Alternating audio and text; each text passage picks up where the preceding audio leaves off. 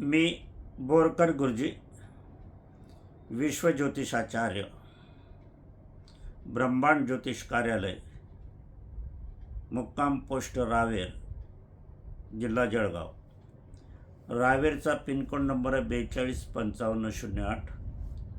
माझा mobile number, WhatsApp number एकच आहे, 9850015558. हा व्हिडिओ क्रमांक 585चा आहे. काल 25 मेला आपण मेष, वृषभ, मिथुन, कर्क, सिंह, कन्या या 6 राशीचं आपण जून महिन्याचं मासिक भविष्यवाणी आपण केलेली होती. आज आपण यापुढील 6 राशी ज्या आहे म्हणजे तुला, वृश्चिक, धनु, मकर, कुंभ, मीन या राशीची भविष्यवाणी आज आपण करणार आहोत. आज तारीख आहे 26/5/2026. 7:44 झाले सायंकाळचे. 26 तारीख मंगळवार आहे. गोचरीचं भविष्य याला म्हणतात. गोचरीचं म्हणजे वर्तमान भविष्य. तसं पाहिलं तर गोचरीचं भविष्य म्हणजे आजचंच भविष्य, महिन्याचं नाही, 2 दिवसाचं नाही, 3 दिवसाचं नाही. पण याला मग मासिक गोचरीचं म्हटलं तरी चालेल. भविष्य वर्तविणे हे महाकठीण काम आहे. काहींना हे सहज सोपं काम वाटते. टीका करणाऱ्यांना, त्यांना त्या ज्योतिषशास्त्रातलं काही कळत नाही, गंध कळत नाही, पण टीका करणं समजते. परंतु एखादं आमचं योग्य असलं, खरं ठरलं तर त्याचं कौतुक कोणी करत नाही. टीका करणाऱ्याला तयार आहे. आणि त्या ज्योतिषशास्त्राचं गंध नाही, माहिती नाही. ज्यांना माहिती आहे, काही आहे, ते टीका करू शकतात. स्वयंपाक कसा झाला आहे, हा बरोबर झाला नाही, मीठ कमी आहे, तिखट जास्त आहे, असं आईलं म्हणून काय उपयोग आहे? स्वयंपाक करून पहा. पूर्वीच्या काळी चूल फुकत होते, धूर डोळ्यात जात होता, लाकडं सरकावी लागत होती,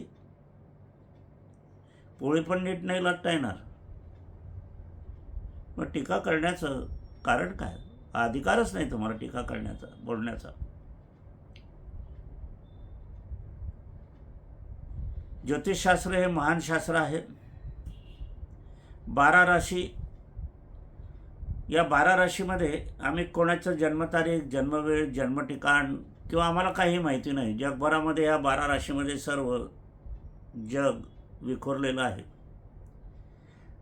तर हा 12 राशींचा गोतावळा जो आहे आणि 12 ग्रहांचा जो आहे आणि 12 स्थानांचा जो आहे, 12 स्वामींचा जो आहे, याच्यात 12 नक्षत्र, तिथी, वार, गंड, योग, करण, दृष्टी, एका ग्रहाला 120 दृष्टी असतात. 12 स्थानाचे ग्रह, एका ठिकाणी 2 ग्रह असतात, 2 ग्रह 3 असतात, 5 असतात. काही स्थानं रिकामी असतात, काही स्त्री ग्रह असतात, काही पुरुष ग्रह असतात, काही नपुंसक ग्रह असतात, काही ग्रह मार्गी असतात, काही स्तंभित असतात, काही वक्री असतात. गंडांतर योग असते, विषाक्त योग असतो, ज्येष्ठ नक्षत्र असते, अशुभ नक्षत्र असते, शुभ नक्षत्र असते, तिथीवारसुद्धा. काही नक्षत्र शुक्ल पक्षात शुभ याच्यामध्ये अशुभ परिणाम देतात आणि कृष्ण पक्ष अशुभ समजला जातो, त्याचे शुभ परिणाम देतात. साधं गणित नाही आहे. डोक्याच्या झिंजण्या होऊन जातात अभ्यास करता करता. आणि ज्योतिषशास्त्र एका पिढीत हे मुळीच येणार नाही, 7 पिढ्या गेल्या तरी येणार नाही. डॉक्टरी विद्या सोपी आहे. MD डॉक्टर तुम्ही मोठा डॉक्टर म्हणतात, पण त्याला नाडीवरचं भविष्य रोग समजत नाही. तो लगेच रिपोर्ट देऊन देतो, रक्त लघवी अमुक अमुक तपासा, 2-4 हजार रुपये खर्च करा. तो रिपोर्ट आल्यावर मग पाहता की याला मलेरियाचे जंतू आहे म्हणून मलेरियाचं औषध, टायफॉईड झाला म्हणून टायफॉईडचं औषध. याच्यात डॉक्टरांना काय करावं लागतं? काहीच नाही. लॅबोरेटरीच्या रिपोर्टावरून ते देतात. आमचं तसं नाही, आम्हाला स्वतः करावं लागतं. बाहेर कोणाचे रिपोर्ट आणावे लागून भविष्यवर्तवता नाही. आम्ही स्वतः इथे बुद्धीची घासाघीस करावी लागते, तेव्हा कुठे याच्यातून आपल्याला भविष्यवाणी किंवा मार्गदर्शन कळत असते. हे सांगण्याचं प्रयोजन की काहींना सहज बोलता येतं की तुमचं चुकलं बुवा, त्यांच्यासाठीच आहे. बाकीच्यांना तर सर्वज्ञ लोक आहेत, त्यांना सगळं कळते की हे सार्वजनिक भविष्य आहे. आता रेल्वेच्या प्लॅटफॉर्मवर ज्या वेळेला सूचना येतात की आपण हळू चढा, हळू उतरा, आपल्या पैशाचं पाकिट, आर्थिक जे काही आहे ते बरोबर सांभाळा. आता ह्या सूचना ह्या प्रत्येक प्रवाशाला महत्त्वाच्या असतात. प्रत्येकाचे खिचे कापले जात नाही, प्रत्येकाचा ॲक्सिडेंट होत नाही. मग तिथे काय तुम्ही म्हणाल? तो सूचना देणारा खोटा आहे. हे समजून घ्यायला पाहिजे. आणि हे समजण्याला ज्याला बुद्धी आहे तो समजून घेईल, ज्याला नाहीच बुद्धी तो काय समजेल? पटकन बोलून दे, चुकलं. असं आजच्या कार्यक्रमाची सुरुवात करण्यापूर्वी माझी पत्नी स्वर्गीय सौ निर्मलाबाई बोरकर यांना अभिवादन करूया आणि आजच्या कार्याला सुरुवात करूया. सर्वांनाच शुभ आशीर्वाद. आपण तुला राशीचं भविष्य मासिक जून 2026 वर्तवित आहोत. सौभाग्यवतीचे आरोग्य सांभाळावे. पहा, तुला राशीचं भविष्य हे पुरुषाच्या याच्याने आपण बघत असताना आपण इथे लिहितो आहे की सौभाग्यवतींचे आरोग्य सांभाळावे. आता यांच्या सौभाग्यवतींची कुंडली आपल्याजवळ आहे का? यांची माहिती आहे का? मग शून्यातून विश्व पाहण्याचा हा प्रकार आहे, हा अद्भुत प्रकार आहे. हा सामान्य लोकांना कळेल, समजून घेतलं तर. पण याला जाणकार ज्योतिषी हवा असतो. समस्त स्त्री पुरुष जून 2026चा महिना हा स्वतःचे व आपले सौभाग्यवतीच्या आरोग्याच्या व्यथाकारक असणार आहे. आता सौभाग्यवतीच्या आरोग्याची काळजी वाटेल. स्वतःचे आरोग्य साधारण असेल, सर्दी, ताप, खोकला, डोकेदुखी. पण सौभाग्यवतीसाठी दवाखान्याच्या पायऱ्या चढाव्या लागतील, अस्वस्थता राहील, मानसिक चिंता, व्यथा राहतील. पुष्कळशा स्त्रिया, आता आमची बाई होती ते होती किंवा आजच्याही काही, साधारण दुखण्यासाठी ते किरकिर करत नाही. पुरुष करतो, माझं हे दुखते, माझं ते दुखते आहे. काही मुलंही करतात, आजच्या मुली पण करतात. पण ज्या जुन्या जाणत्या आहेत त्या अंगावर काढतात, सहन करतात. सहनशक्ती भरपूर त्यांच्यात असते. विनाकारण पतीला त्रास देऊ नये, विनाकारण खर्च करू नये, काटकसर करावी, अशी त्यांची चांगली भावना असते. संसारासाठी त्यांनी जीव अर्पण केलेला असतो अशा सौभाग्यवतींनी. आरोग्याच्या व्यथा या असणार आहे. खास करून महिलांच्या बाबतीत त्यांनी स्वतःच्या आरोग्याकडे अधिक लक्ष द्यावे. महिलांनी ही स्थिती पूर्ण महिनाभर असणार आहे. आपले विवाह भावस्थानात मंगळ दिनांक 20 तारखेपासून असणार आहे. नंतर तो अष्टम भावात येणार आहे. 20 तारखेनंतर आपण घराबाहेर पडू नका, दूरवर प्रवास करू नका, स्वतः वाहन चालवू नका. अपघात भयाची संभावना आहे आणि जरुरी असेल तर सांभाळूनच वाहन चालवा. वाहन चालवताना, वाहन खरेदी करताना कोणत्या रंगाचं वाहन खरेदी करावं, कोणत्या त्यावर क्रमांक असावे हे पण पाहून घ्यायला हवं. काही शुभ अंक, काही घातांक, काही अशुभ अंक असे असतात. घातांक जे आहे ते ॲक्सिडेंट, अपघात घडवतात. आणि ते कुयोगात स्फोटक असलं तर मग अपघात मोठ्या प्रमाणावर होतो, काहींना मृत्यू पण येतो. मग याच्यासाठी जन्मकुंडली हे आवश्यक असते. पण जन्मकुंडली करून घेणं आजकाल पाहिलं तर जीवावर येते लोकांच्या. विवाहाचा संपूर्ण जीवन आयुष्याचा प्रश्न असताना साधारण बघा, DJ लाखो रुपयाचा लावतील, कपडे लाखो रुपयाचे करतील, मांडव लाखो रुपयाचा करतील, मंगल कार्यालय लाखो रुपयाचं करतील. पण विवाहाच्या ठरवण्याच्या बाबतीत मात्र इथे आमच्याजवळ पैसे नाही, आमच्याजवळ कार्य, मग तुमच्याजवळ पैसे नाहीत मग तुम्ही लग्न कसं करणार? माझा हा प्रश्न आहे. ज्योतिषाची दक्षिणा, पुजाऱ्याची दक्षिणा तुम्ही देऊ शकत नाही, तर मग लग्न कसं करणार, संसार कसा करणार? तुमच्याकडे येणाऱ्या स्थळांना मी हे सांगू का कसं होईल मग? माझ्याकडे एक असाच किस्सा घडला होता. दोघंजण मुलामुलीचे आले होते, पण एकमेकाला ओळखत नव्हते. मुलगी मुलाच्या विषयी विचारायला आली होती आणि मुलगा मुलाच्या विषयी विचारायला आला होता. मुलगा अगोदर आल्यामुळे त्यांना विचारलं की बा माझी इतकी अमुक अमुक दक्षिणा आहेत. तो म्हणे बा एवढे पैसे खर्च मी नाही करणार, माझी ऐपत नाही म्हणे. मग दारावर भाजीवाला आला, त्याने दारावर गिलके घेतले असे जाडे जाडे, 40 रुपये पावशेर, 50 रुपये पावशेर होतं आता, तर त्यांनी ते 20 रुपये किलोचे गिलके घेतले.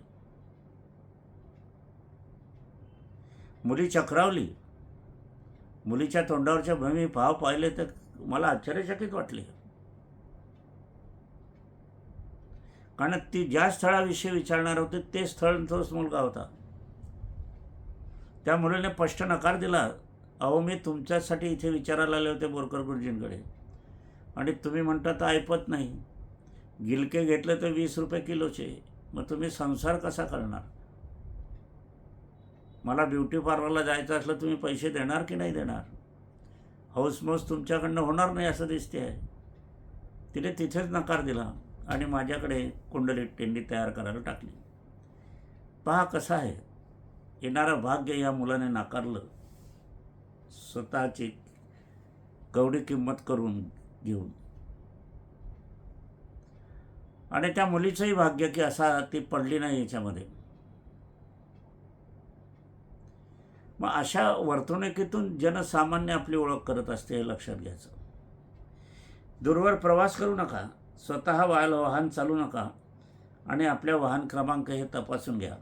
अपघात भयाची संभावना आहे. ज्या गर्भवती महिलांना डिलिव्हरीसाठी सिझेरियनचा सल्ला डॉक्टरांनी दिला असेल, कोणी दिला असेल, तर आपण घाई गर्दी करू नका. दुसऱ्या डॉक्टरांना दाखवा, दुसऱ्या गावातील डॉक्टरांना दाखवा, खास करून सरकारी दवाखान्यात दाखवा. माझा स्वतःचा अनुभव असा आहे की सरकारी दवाखान्यात अधिकाधिक डिलिव्हरी नॉर्मल होते आणि खाजगी दवाखान्यात अधिकाधिक डिलिव्हरी या सीझर होतात. शोधण्याचा, संशोधनाचा विषय आहे.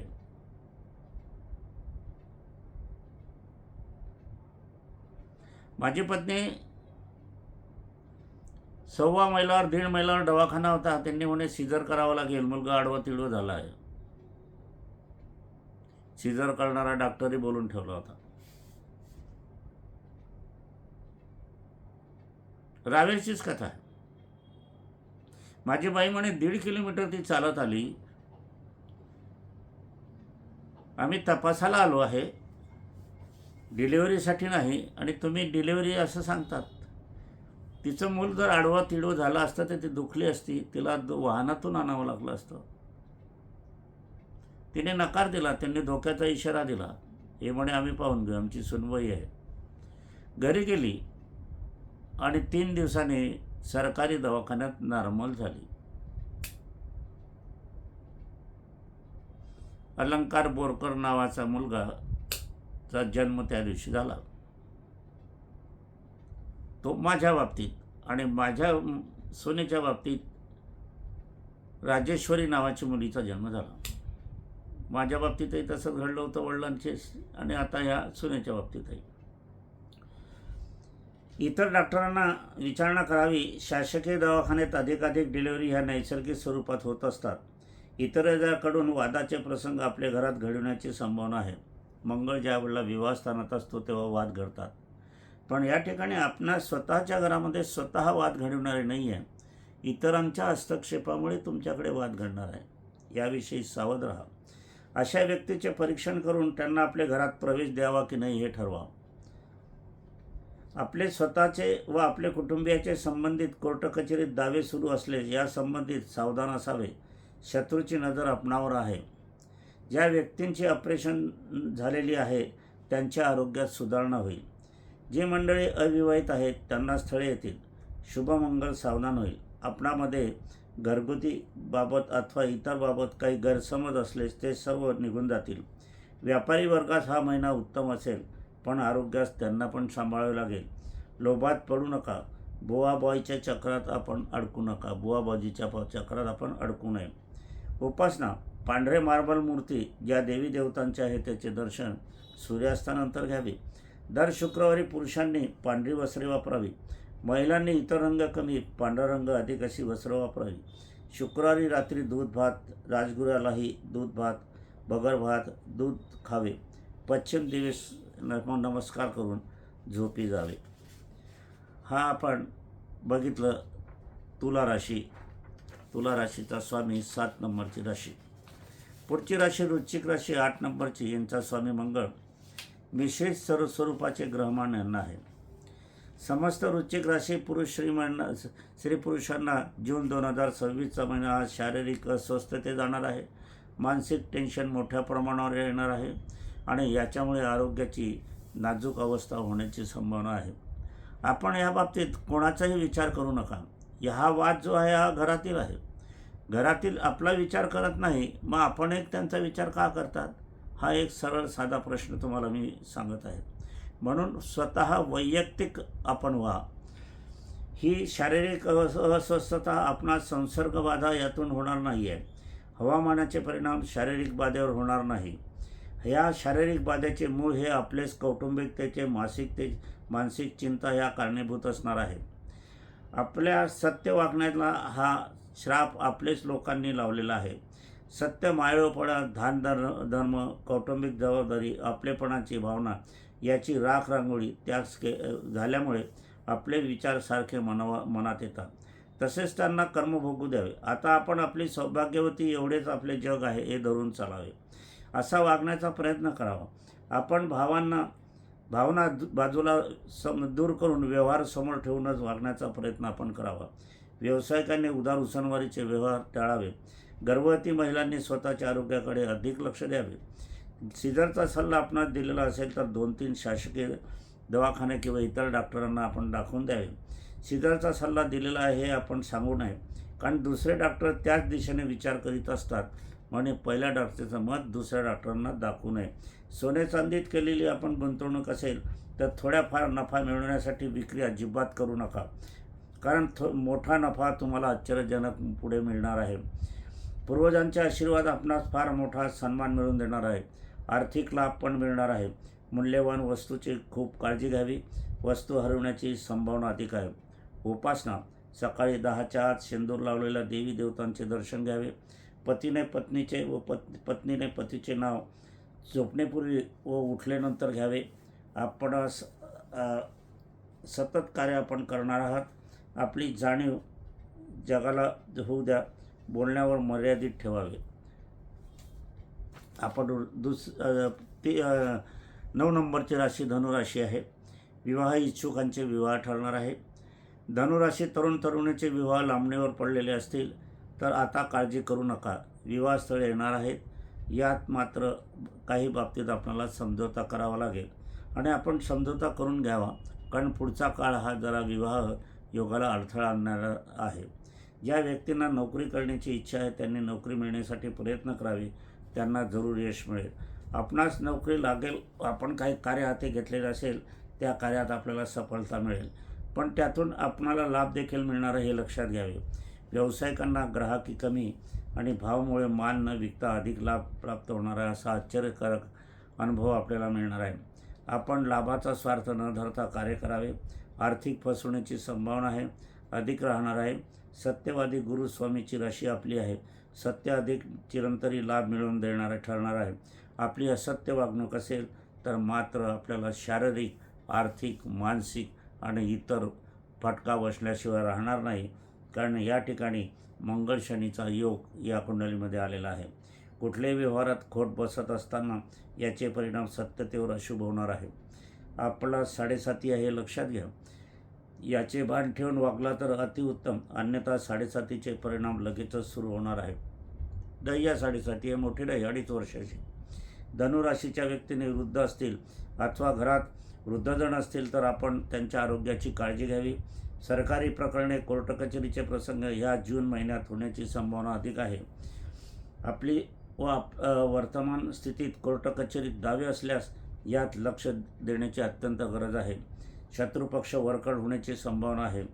कलाकार, कलावंत यांना हा महिना अधिक कामाचा व अधिक लाभ मिळवून देणारा असणार आहे. उपासना: गुरुवारी पिवळे वस्त्र जरूर वापरा.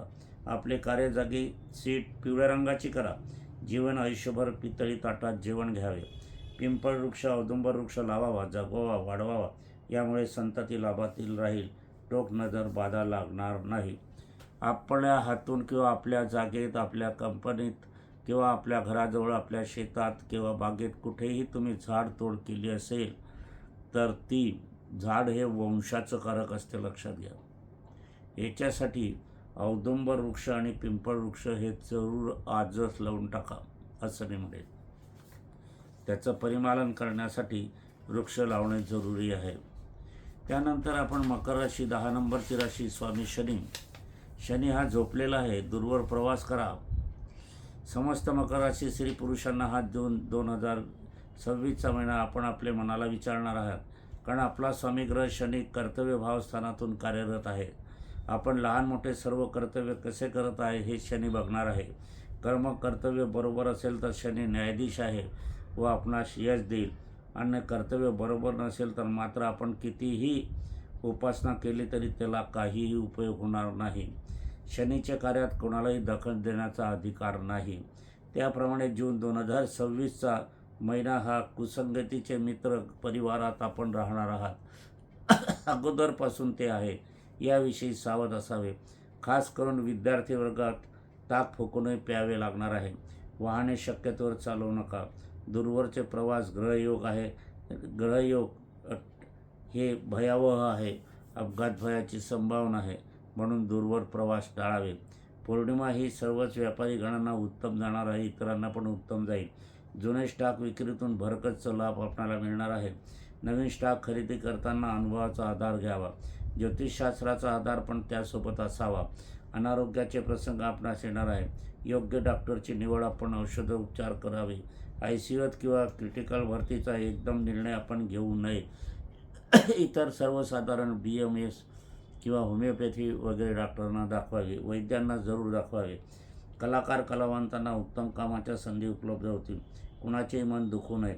साधी राहणे, मद्यपान किंवा अखाद्य मांसाहार चुकूनही खाऊ नका.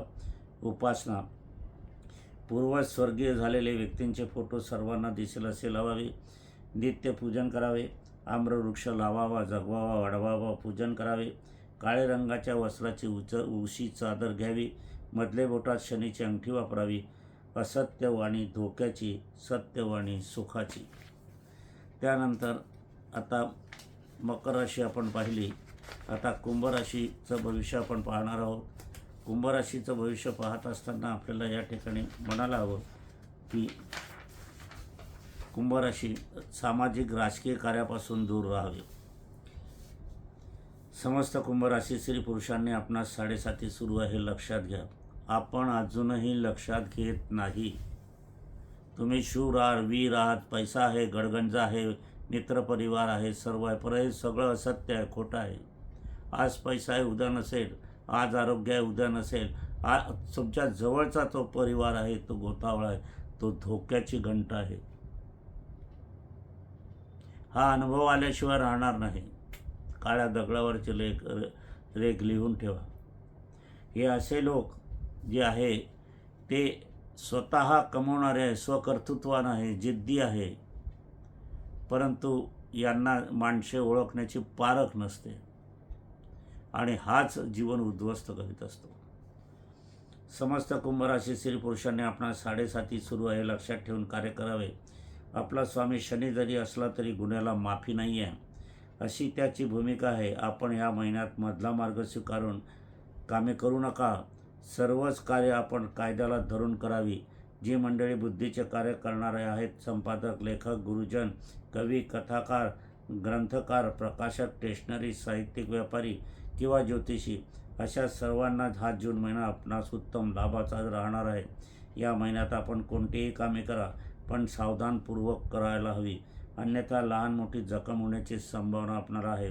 व्यापारी व्यावसायिकांनी आपले स्टॉक विक्री करून नफा मिळवून घ्यावा व नवीन स्टॉक तयार करावा. याबाबत सावधानता बाळगावी. उगाचच पुढारीपण मनात आणि कार्यात आणू नका. आपली फजिती होण्यास आपले जवळचे लोक करणार आहे. नातेवाईकापासून सावध राहा. लोक उत्सुक आहे आपली फजिती होण्यासाठी. आपले घरातील व्यक्तींची आरोग्याची काळजी घ्यावी. एक वेळ घरातील सर्वांचे जन्मपत्रिका तपासून घ्यावे. अविवाहितांना होकार नकार न देणारी स्थळे आली तरी आपण नाराज होऊ नका. समजोताची भूमिका घेऊन शुभमंगल सावधान आपण करून घ्यावे. मागील नवस काही राहिले असल्यास ते या महिन्यात पूर्ण करावे. सेवा कार्य सुरू ठेवावे. त्यांचे प्रकृतीकडे लक्ष द्यावे. घरामध्ये वाडवडील जे बुजुर्ग असतील, जे वयाने अधिक असतील, त्यांच्याशी संबंध ठेवावा किंवा त्यांच्यासोबत जेवढे तुम्ही राहाल, काळ गुंतवाल, तेवढे तुमच्याजवळ लक्ष्मी येणार आहे. कारण लक्ष्मी या ठिकाणी गुरु हा श्रेष्ठमध्ये तो पितृस्थानामध्ये बसलेला आहे, मातृस्थानामध्ये बसलेला आहे. म्हणून आपले हे योग असे आहे. विद्यार्थी वर्गास काळजीचा हा काळ असणार आहे. उपासना सूर्यास्तानंतर शनिवारी शनीचे दर्शन घ्यावे. उशी पांघरून कार्य करतेवेळी बैठक जागा काळी असावी. घराण्याची अब्रू जाईल असे कार्य आपण आपले कुटुंबातील इतर व्यावसायिकांनी करू नये. यात फसगत, मानहानीचे प्रसंग येणार आहे आणि नावलौकिकाची जर हानी झाली तर तुमचं आयुष्यामध्ये हा मोठा टर्निंग पॉईंट ठरणार आहे. मीन राशी शेवटची राशी, स्वामी गुरु. भरभराटीचा महिना राहणार आहे. मीन राशी, सावधान राहा. 7.5 आहे. वाणी असत्य असेल तर वाणी दोष आणि गळ्यातले रोग होण्याची संभावना दाट आहे. मी नाशिकला मानवत हॉस्पिटलमध्ये काही पेशंटच्या रोगांच्या संबंधित काही नाक कान घशांच्या दवाखान्यात जाऊन त्यांना घशाचे विकार आहे, घशाचा कॅन्सर आहे, याविषयी मी एक संशोधन बुद्धीने शोधक बुद्धीसाठी गेलो तर याच्यात बहुसंख्य लोक खोटे बोलत होते. पान नाही, बिडी नाही, सिगरेट नाही, मांसाहार नाही. काही लोक अंडी खात होती फक्त, पण यांना तो घशाचा कॅन्सर झालेला मला आढळलेला आहे. म्हणून सूचना, कारण आपला स्वामी गुरु आहे, हा सत्यवादी आहे. मीन राशीच्या सर्व स्त्री पुरुषांनी यांनी सरळ मार्ग सोडून वाकडी वाट धरू नये. सर्व कार्य आपण कायद्याला धरून करावे. मागील काही दावे कोर्ट कचेरी सुरू असले त्याचा निपटारा करण्याची लवकर प्रयत्न करावा. घरात कोणी अविवाहित असतील तर त्यांना योग्य स्थळ येणार आहे. पसंती असल्यास लवकर विवाह बंधन करून घ्यावे. पुढे ग्रहाचे अडथळे येणार आहे. नोकरी इच्छुकांनी जन्मगावापासून 300-400 किलोमीटर दूर जाऊन प्रयत्न करावा. ज्यांना व्यवसाय करायचा आहे त्यांना व्यवसाय सुरू करण्यासाठी हा महिना उत्तम आहे. व्यवसाय आरंभ करण्यापूर्वी आपण जाणकार ज्योतिषाकडून कोणता व्यवसाय करायचा हे बघून घ्यावे. कुंडली काढून घ्यावी. काही काळ आपणास नैराश्य येईल. आपण वाडवडिलांचे आशीर्वाद घ्यावे. तात्काळ आपले मन परिवर्तन होईल. शक्यतो आपला दूरवरचा प्रवास टाळावा. वाहन नादुरुस्ती, अपघात भय संभावना, शारीरिक अस्वस्थता निर्माण होण्याची संभावना, कुसंगती, व्यसनाधारी मित्रपरिवारापासून दूर राहावे. रक्तसंबंधित नात्यावर विश्वास ठेवावा. इतरांशी सावधानीपूर्वक व्यवहार करावा. माता पिता सेवा कार्यासोबत आपणास मूल्यवान ठरणार आहे. शेती कार्य उत्तम राहील. शेतातील पाण्याचे प्रश्न थोड्याफार प्रमाणात अडचणीचे ठरतील, पण पुढे जाऊन ते सुटतील. माता पिता यांच्यापासून लपवून केलेले कार्य हे हानिकारक ठरेल, नुकसानकारक ठरेल. आपल्याला उपासना, आपण एकमुखी दत्ताचे पूजन करावे. कुळदेवी कुळदेवताचे दर्शन करावे. पूर्ण मर्यादित कुटुंबासह दर्शन घ्यावे. आता मर्यादित कुटुंब म्हणजे काय? आई वडील, मुलं, पत्नी, नातू, इथपर्यंत मर्यादित कुटुंब असते. जेवण भोजनाचा कार्यक्रम आपण मंदिरात जाऊन एखादा करावा. गुरुवारी पिवळे वस्त्र वापरावे. तुळशी चादर बैठक पिवळ्या रंगाची करावी. माणसाची पारख करूनच संबंध ठेवावे. औदुंबर वृक्ष जिथे जागा असेल तिथे जरूर लावावा. त्याचं पूजन करावं, वाढवावा, जगवावा, हे करावे. आता 12 राशीचं भविष्य आपण बघितलेलं आहे. 12 राशीचं भविष्य बघित असताना आपल्याला या ठिकाणी आपण बघणार आहोत पुन्हा एक वार. या ठिकाणी जर आपण भविष्याचा ओनामा घेतला या ठिकाणी, तर मेष राशीला संपूर्ण महिना हा आनंददायक जाणार आहे, त्यामुळे काळजीचा नाही आहे. वृषभ राशीचा आर्थिक धावपळीचा आहे, म्हणजे अधिक कार्य आपल्याला आर्थिक कामात करावे लागणार आहे. मिथुन राशी जे आहे त्या अविवाहितांचे विवाह होतील. घरात मंगल कार्य ठरले जाईल. त्यानंतर कर्क राशी आपल्याला आहे. कर्क राशी गोड वार्ता कानी येतील, मुलांकडून, जावयाकडून, मुलींकडून. सिंह राशी राजकारणी व्यक्ती असेल तर यश मिळेल आणि इतर व्यक्ती असेल तर आरोग्य अनारोग्याच्या समस्या आपल्याला उभ्या राहतील. कन्या राशी आपण जर बघितलं तर आपल्या दारी भाग्योदय होणार आहे. तुला राशीचं या ठिकाणी पाहिलं तर सौभाग्यवतीचे आरोग्य सांभाळावं लागणार आहे. आपल्याला आरोग्याकडे लक्ष द्यावे लागणार आहे. परंतु हा संपूर्ण महिना 2 पैसे अधिक तुमच्या हाती खेळणार आहे. धनसंपत्तीमध्ये वाढ होणार आहे आणि आपला सुखाचा जीवन प्रवास या जून महिन्यामध्ये असणार आहे. चांगल्या लोकांच्या भेटीगाठी आपल्याला होणार आहे. वृश्चिक राशी मिश्रित स्वरूपाचे ग्रहमान आहे. आपण शूर आहात, वीर आहात, धाडशी आहात. आपल्याला नेहमी सदैव जीवनाच्या अखेरपर्यंत ग्रहाची साथ मिळणार आहे, परंतु आपल्याला नातेवाईकांची साथ मिळणार नाही. धनुराशी विवाह इच्छुकांचे विवाह ठरतील. धनुराशीने लक्षात घ्यावे की आपला स्वामी गुरु आहे, गुरुदत्त आहे. एकमुखी दत्ताची प्रार्थना व एकमुखी दत्ताचं पूजन करणं आपल्याला महत्त्वाचं आहे.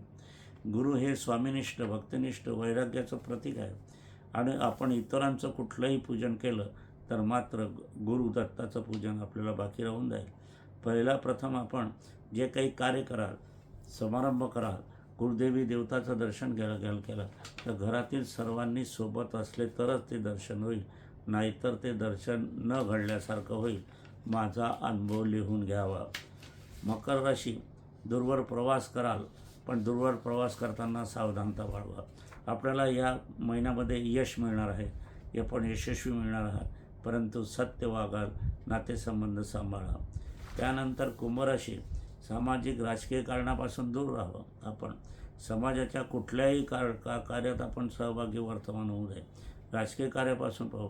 आपण आपल्या वाडवडिलांच्या घराण्याच्या परंपरा पाळाव्या, त्यापासून नवीन पायंडे पडू नये आणि जनावरांपासून सावध राहावे. त्यानंतर मीन राशी भरभराटीचा महिना आहे.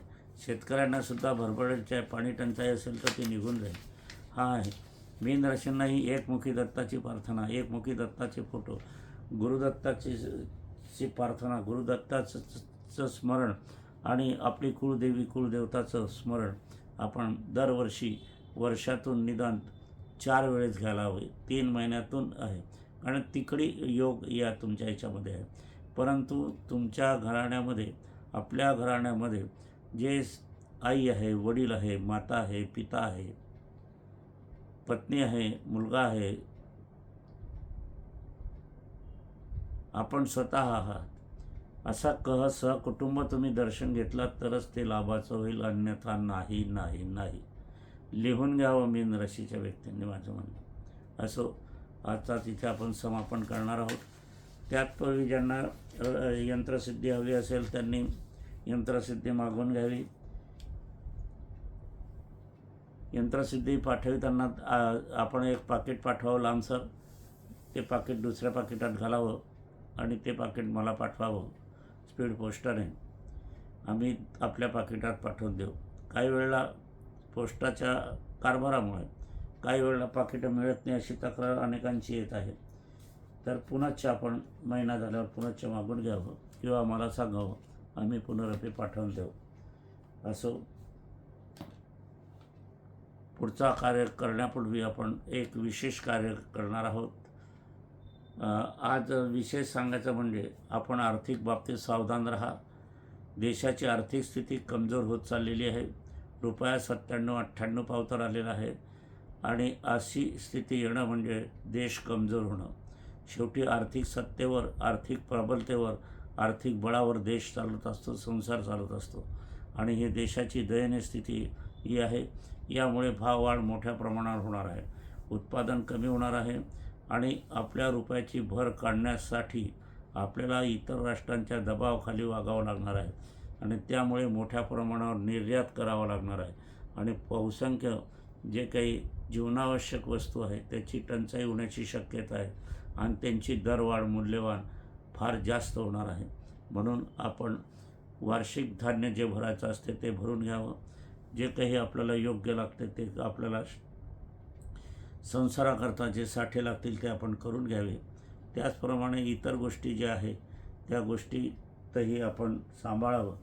शक्यतो आरोग्याचा प्रश्न हा निघत असताना आरोग्य आज सर्वसाधारण खोकला असला तरी तुम्हाला 2-3 हजार रुपयाच्या वर खर्च येत असतो. म्हणून आपल्याला शारीरिक स्वस्थता लाभण्याच्या दृष्टिकोनातून आपण खाण्यापिण्यावर पथ्य पाळावं, अखाद्य खाऊ नये. पनीर हे विषाक्त आहे. आमचे वडील वैद्य होते, त्यांनी पनीर खाण्याचं टाळलं होतं आणि ते ड्रायफ्रूट कधीच खात नव्हते. त्यांचा जन्म रावेरचा. त्यांनी असं सांगितलं होतं की ड्रायफ्रूट हे आपल्या प्रांतात पिकत नाही, आपल्या घराजवळ पिकत नाही, आपल्या गावात पिकत नाही, म्हणून ते आपल्याला त्याज्य आहे. सफरचंद आपल्या गावात होत नाही, काजू किशमिश हे होत नाही. जे हिवाळ्यामध्ये ते पुष्टिकर लाडू गिडूचं जे फॅड आहे ते उचित योग्य नाही, कारण ते पचनाला योग्य नाही. आपल्या गावात, आपल्या जिल्ह्यात जे पकते ते आपल्याला शरीराला उपयोगी असते, हे लक्षात घ्या. आपल्याकडे जर काश्मीरचा मनुष्य राहायला आला तर त्याला करमत नाही. आपण काश्मीर गेलो तर आपली तब्येत बिघडेल. म्हणून याच्यासाठी आपल्या परिसरात ज्या वस्तू आहेत त्याच आपल्या शरीराला पोषक असतात, उपयुक्त असतात. विनाकारण अधिक पैसे खर्च करण्यात उपयोग नाही. पनीराविषयी त्यांचं फार काटेकोर होतं. दही मुळा खाऊ नये आणि जे काही आहे, चिकू आहे, संत्री आहे, मोसंबी आहे किंवा इतर फळ आहे याच्याशी दुधाचं मिश्रण कधीच करू नये. आंब्याच्या रसामध्ये दूध चालते परंतु इतरत्र नाही. तांदूळाची खीर केली त्याला दूध चालते परंतु इतरामध्ये मुळीच नाही, कारण याच्यामुळे कुष्ठरोग, पांढरकोड होण्याची संभावना असते. डोळ्याची कमतरता आणि बुद्धीची कमजोरपणा किंवा बुद्धीला रक्तपुरवठा किंवा नामर्थपणा येतो असं त्यांचं म्हणणं होतं. माझे वडील वैद्यराज होते आणि त्यांच्या हातून एकही मृत्यू झालेला नाही आणि जळगाव जिल्ह्यात ते प्रसिद्ध वैद्यराज होते. बाबूराव बोरकर किंवा बाबूराव त्याला म्हणत असत. असो, त्याप्रमाणे मी स्वतः वागतो आणि त्याचप्रमाणे स्वतः वागत असताना माझं आज 77-78 वय आहे आणि मी उत्तम स्थितीत आहे, तुमच्यासमोर बोलतो आहे, माझा चेहरा तुमच्यासमोर दिसत आहे, असं आहे. असो, आजचा कार्यक्रमाला इथेच विराम देऊया आणि माझी पत्नी स्वर्गीय सौ निर्मलाबाई बोरकर यांना अभिवादन करूया आणि आजच्या कार्याचं समापन करूया.